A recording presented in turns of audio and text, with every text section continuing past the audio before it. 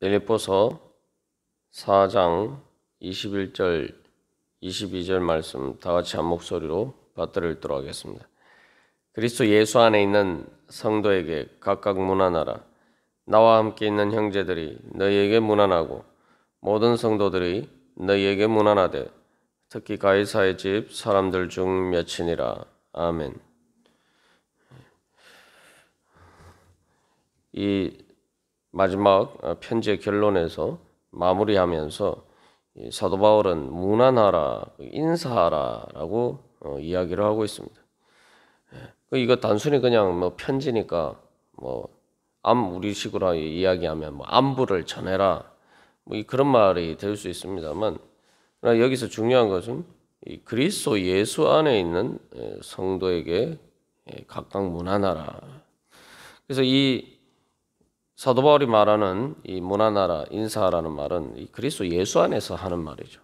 단순히 어떤 일반적인 안부를 전하는 것이 아닙니다. 그렇기 때문에 마지막 23절에 그 사도 바울의 축복처럼 또 하나님의 축복의 인사를 전하는 것입니다. 우리가 인사하는 거 당연하다고 생각할 수가 있는데, 우리가 이 인사하라, 문안하라라는 이 명령의 근거는 바로 하나님께서 우리가 어제 나눈 것처럼 우리에게 먼저 인사하시는 분이라는 거죠.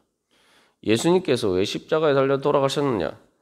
예수님께서 이 땅에 사람들을 찾아오셨는데 사람들이 예수님을 영접하지 않고 쉽게 말하면 문전박대한 거죠. 오늘 우리가 찬양했습니다만 주님 찾아오셨네, 모시어 드리세. 근데 뭐라고 얘기합니까? 가시관을 쓰셨네, 모시어 드리세. 우리가 바로 성경에서도 이야기하는 것처럼 예수님께서 바로 자기 땅에 오셨는데, 바로 자기가 창조하신 자기 땅에 오셨는데, 이 세상의 주인이신 예수님께서 바로 자기가 주인인 그 세상에 오셨는데 세상에 그를 영접하지 아니했다. 우리의 믿음은 뭐냐? 바로 예수님을 영접하는 것이 바로 믿는 것이다. 그래서 예수님을 영접하는 자는, 그 이름을 믿는 자는 구원을 얻을 것이다. 그렇게 이야기하고 있습니다. 예수님을 영접하는 게 뭡니까?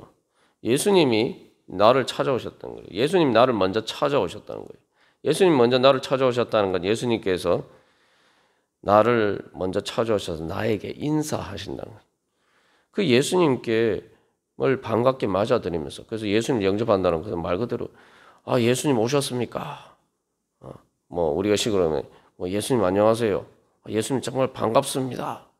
그렇게 예수님께 인사하면서 모셔드리는 것, 그게 바로 예수님을 영접하는 거죠. 우리가 어제 나눈 것처럼 우리가 예배하고 기도하고 이런 거 다 뭡니까? 주님과의 만남인데, 바로 그것은 주님께 우리가 인사 드리는 것입니다. 어떻게 보면 우리가 신앙생활도 지극히 상식전에서 하면은 훌륭한 신앙생활을 할 수가 있는 거죠. 요즘은 그렇지 않습니다만, 그래도 집에서 일어나면은 부모님께 인사하고, 예전에 이제 그 조선시대 때나 이런 때는 아침에 아침 문우 인사라고 그러죠. 우리가 새벽 예배 드리는 것도 다 그런 거예요. 그래서 하나님께서 먼저 찾아오셔서 우리에게 인사하시는 하나님이다. 그런데 이 가룟 유다가 예수님을 배신한 날이, 그래서 특별히 겟세마네 동산에서 예수님께 인사하면서 사실은 그것을 사인으로 삼아서 이제 예수님을 잡았죠. 그런데 그 예수님을 배신한 그런 인사를 했고, 제자들도 결국 예수님을 버리고 도망갔지만 부활하신 예수님은 어떻게 하셨습니까? 바로 제자들에게 찾아오셔서, 그들을 버리고 도망갔던 제자들을 찾아오셔서 바로 그 찾아오신 예수님이 제일 먼저 하신 일이 평안할지어다. 유대식으로 하면 샬롬이라는 인사 말이죠. 우리식으로 보면 안녕, 이런 말입니다. 부활하신 예수님이 우리를 다시 찾아오셔서 우리에게 인사하셨다는 거예요. 베드로가 예수님을 부인했다는 것도 뭡니까? 난 예수님 모른다. 이게 뭡니까? 난 모르는, 쉽게 말하면 예수님과 인사하는 사이가 아니라는 거죠. 예수님과 알고 지내는 사이가 아니라는 거죠. 그러나 예수님은 다시 찾아오셔서 부활하셔서 베드로에게 또 제자들에게 그렇게 인사하셨단 말이죠. 그래서 여기서 이제 사도 바울이 문안하라, 성도에게 문안하라 이렇게 이야기를 하는데 이건 뭡니까? 일종의 명령인데 이걸 누구한테 이야기하는 겁니까? 이 편지를 받은 빌립보 교회의 대표자들에게 하는 이야기죠.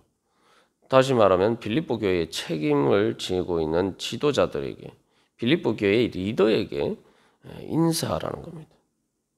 근데 이것도 가만 생각해 보면은 세상적인 개념하고 좀 틀려요.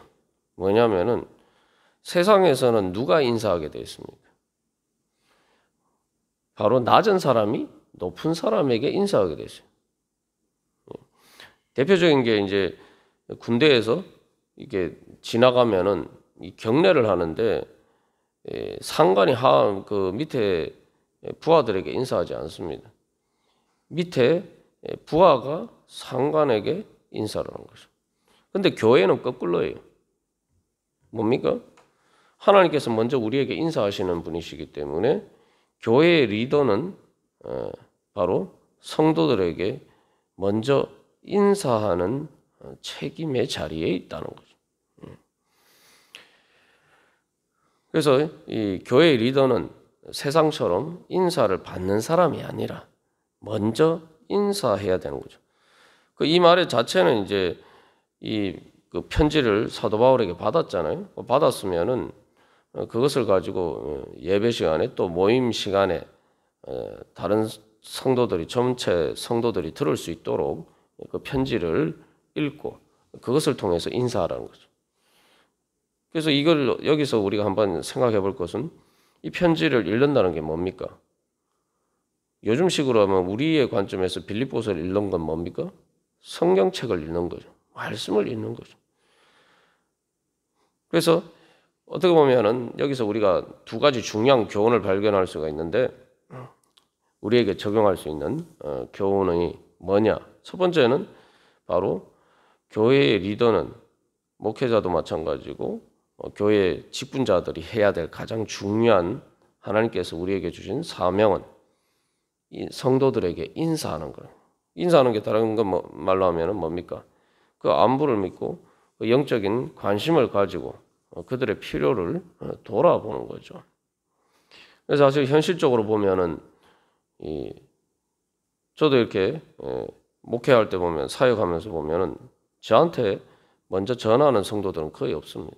저한테 전화해서 제 안부를 묻는 성도는 거의 없어요. 그 많은 경우 또 이제 특별히 이 교회에 나오지 않는 성도들에게 인사하면은 전화를 안 받는 경우도 많아요. 가끔은 좀 심한 경우는 자기가 전화를 안 받아놓고 그 다음에 왜 전화도 안 하냐 이렇게 얘기하는 그런 사람도 아주 간혹 있긴 합니다. 그래서 이 보면은 여러분 예배 끝나고 나면은 이 뭐 우리 교회뿐만 아니라 어느 교회나 누가 인사합니까? 목회자들이 사역자들이 그 문 입구에서 다 이렇게 나오는 성도들에게 인사하잖아요. 그게 그냥 뭐 단순히 그런 게 아니라 뭐죠? 이 성경 말씀에 근거한 거죠. 세상에서는 어떻게 합니까? 거꾸로죠. 그래서 세상에서는 이 예를 들면 기업의 회사에 뭐 회장이 온다, 뭐 사장이 온다 그러면 사람들이 입구에서부터 여러분들 가끔 뭐 TV에서도 보는 것처럼 딱 도열해 있다가 오면은 전부 인사한단 말이에요. 근데 교회에서는 목회자가 그런 식으로 해요. 성도들이 오면은 그게 바로 제자들의 발을 씻기신 예수님을 따라서 사실은 그것도 중요한 하나의 상징적인 모습이죠. 구역장이나 또 이런 직분을 맡은 분들이 하는 일이 뭡니까? 다 성도들에게 먼저 이렇게 안부를 묻고 전화하고 인사하는 거죠. 그래서 우리가 이런 목회적인 책임이 바로 있다. 또 두 번째로 이 말씀을 결국 이 편지를 읽는 것이 오늘날에게 우리가 빌립보서를 읽는 것처럼 이 성경 말씀을 읽는 거 아닙니까? 성경 말씀을 전한다는 것은 복음의 말씀을 전한다는 게 뭡니까? 바로 하나님께서 우리에게 하시는 말씀을 전하는 거죠. 쉽게 말하면 다른 말로 하면 하나님의 안부를 전하는 게 말씀을 전하는 거예요. 사도 바울이 빌립보 교회 다른 성도들에게 너희가 내 안부를 전해라. 하나님 말씀하시는 건 뭐냐면 하나님이 우리에게 말씀하시는 것은 내가 내 안부를 다른 성도들에게 전해라. 이제 그런 말씀. 그래서 그 사람들이 직접 주님께서 사실은 그들의 문 밖에서 그들의 마음 문을 두드리시고 인사하시는데 사실은 듣지 못한단 말이죠. 그래서 우리가 그 하나님께서 우리에게 먼저 다가오셔서 우리에게 인사하시는 그 인사를 누가 그것을 맡아서 전하겠습니까? 그게 우리가 말씀을 전하는 거죠. 그것이 또한 교회에 우리가 책임 맡은 자들에게 주어진 임무입니다. 그래서 여기서 이게 다시 또 생각해 보면은 이게 얼마나 큰 복음입니까? 그죠? 세상에서는 높은 사람 만나려면은 어렵죠. 일단 가면은 뭐 비서나 밑에 뭐 이 경비를 보는 곳에서 뭐라고 합니까? 약속이 있습니까? 세상에서 높은 사람하고 인사 나누기 쉽지 않아요. 그래서 누구와 나는 서로 뭐 인사하는 사이다. 뭐 이러면은 좀 이렇게 유명한 사람이나 좀 그런 사람들과 인사하는 사이라는 것은 자랑이 되잖아요, 그죠? 근데 우리가 다시 한번 돌아볼 것은 그리스도 예수 안에 있는 성도가 된다는 것은 하나님과 인사하는 사이가 된다는 거예요. 하나님과 인사하는 사이. 그런데 놀라운 것은 우리가 지난주 설교 말씀에서 예수님께서 심히 놀라셨다 그랬는데 정말 이 놀랄 일은 뭐냐면은 우리가 하나님과 인사하는 이 놀라운 특권을 가졌음에도 불구하고 하나님께 인사하기를 싫어한다는 거예요. 우리가 뭐 기도하는 게 다 하나님께 인사하는 거예요. 하나님께 인사하면서 나가면서 하나님께서 우리의 모든 기도를 들어주시기를 원하시는데 믿음이 다른 게 아닙니다. 믿음 원하는 건 그냥 내가 힘들면은 하나님 내 힘드니까 제발 날 좀 도와주세요.